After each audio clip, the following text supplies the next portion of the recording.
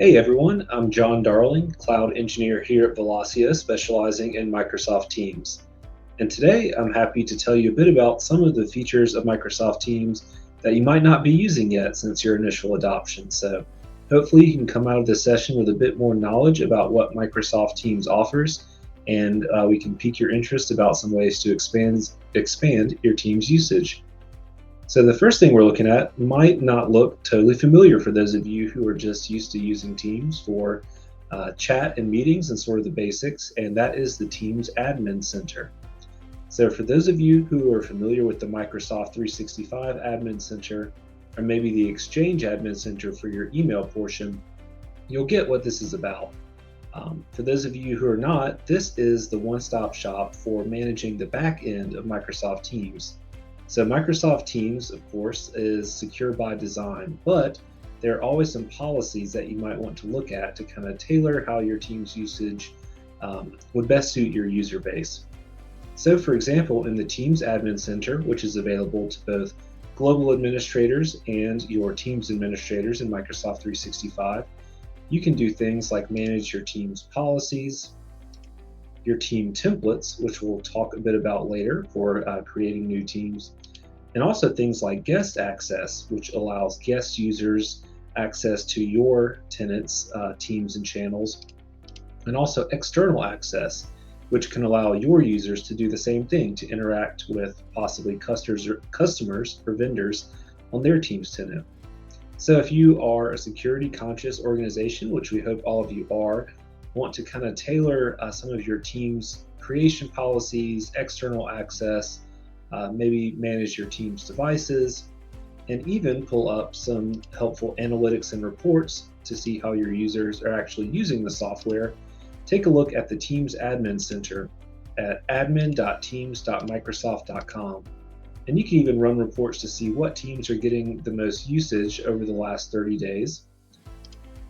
You can see Teams device usage, information on Teams calls, and so on. Now, hopping back over into the Teams client, I'll pull up my Teams demo environment here. You'll see the familiar Teams interface, of course, in the web version. It might look a little bit different on your desktop client. But the first thing is kind of hiding in plain sight, and that is the Teams action bar here at the top. Most of us just use this as essentially a search bar, which of course it's useful for doing that for messages, files, and users. But you might know that if you type this slash, there are over, I think, 24 different Teams commands. This is by no means the entire list, but you can use this to see your activity, to call someone, to set your status to do not disturb, and so on. If you're the kind of person who likes keyboard shortcuts, then this might be your new best friend. So feel free to enter in this slash and look at some of the ones that auto-populate, or just do a quick web search for Teams commands, and you'll see that there are dozens of these useful commands that you can use to control Teams without ever having to move your mouse and manually click through the interface. So if you're a shortcut-friendly person, give that a try. It can save you quite a bit of time navigating around Teams. And the second feature is one of my favorites for those of you who create a lot of teams, especially those of you who create a lot of the same kind of team, and that is Teams templates. We saw a bit of that in the Admin Center earlier, but for those of you who are creating teams through the user interface and not from the Admin Center, you can get to the templates here as well by clicking Create Team and then going here to Templates.